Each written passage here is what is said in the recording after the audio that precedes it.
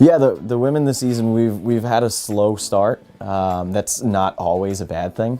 Sometimes that's a good thing. In this case, I would have liked to have seen us compete a little bit more as a complete team earlier in the season, but we had some early season injuries and just some bad luck along the way that kind of put us in a position where we needed to kind of rest some people early on in the season.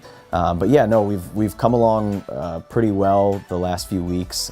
Princeton was our best meet of the season so far, and you always want your best meet of the season to be leading into the championship portion of the season. You know, with the A-10 championships and the regionals in another 2 weeks.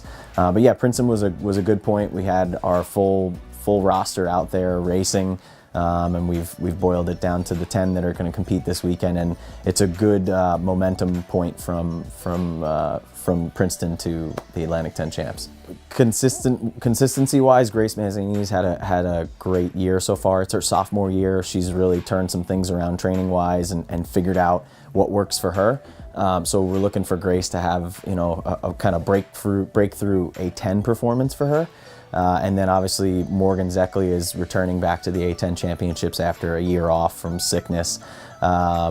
So yeah, she's a two-time champion in the A-10. So anytime you're going to a meet with somebody who's won it twice and has that experience, you're obviously looking for them to repeat that performance. So looking at Grace and Morgan, we're obviously looking for them to score as few points as possible this weekend. As far as a team, I think we got a good look at what we were capable of at Princeton. Going into the meet, there's some very good teams up front. I would say there's 4 teams with a chance to be in the mix, and I'd say we're one of them. On our best day, you kind of never know what's going to happen, but what I'm really looking forward is to obviously improve upon what we did last year in a pretty rough year. But really return back to where we've always been since I've been here, and that's in the top portion of the league, being in the top 4. So that's the goal, is to go out there, execute another good team race, and then honestly see where the chips fall at the end of that. So the men have been a little bit different than the women. We've also, this is part of the process in cross country, is always putting your team together and getting everybody out there.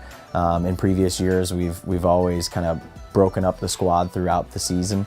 This year, we've been able to keep everybody pretty tight together the whole way. We're not coming off as great of a meet as the girls are at Princeton. If I'm being honest, I would say our better meet of the season was at Paul Short. But we're a really young team on the men's side. We're bringing 5 freshmen and one sophomore in our top 10. So that's 6 of our top 10 are rookies in cross country. So I'm excited to see what they can do. They've proven early on that they can be an asset to the team and they can help us out. But then again, it's a learning experience in college cross country. So we had a good meet at Paul Short, and that gave us some excitement for the future. But then we learned a couple of hard lessons at Princeton that we need to fix moving forward. So yeah, our leader the whole year, our number one, the first 3 meets has been Dylan Titan. So he's a senior this year. He's kind of pushed into a leadership role as far as being our number one. But honestly, this year we're looking for some big performances out of just about everybody. So we have Billy Byrne had a freshman had a really good race at Paul Short. So we're looking for him to repeat that. Anthony Hawthorne has been having a great season for us, gradually moving forward. He's a rookie in cross country, so we're looking for him to consistently, put together another good race for us. But singling out one person wouldn't be appropriate with this team. I think we're going to the meet with 10 guys, and all 10 guys can help us on any given day. So what we're really looking for is the 5 people to have the best day they could possibly have. And if we can do that and be where we need to be within the race, then we can have a pretty good day. I think on the guys' side, I think there's obviously the defending champion Dayton is having another great season, and they've consistently run well. But I think honestly we can kind of be anywhere from 6th to 2nd. And that says a lot about the depth of the conference this year.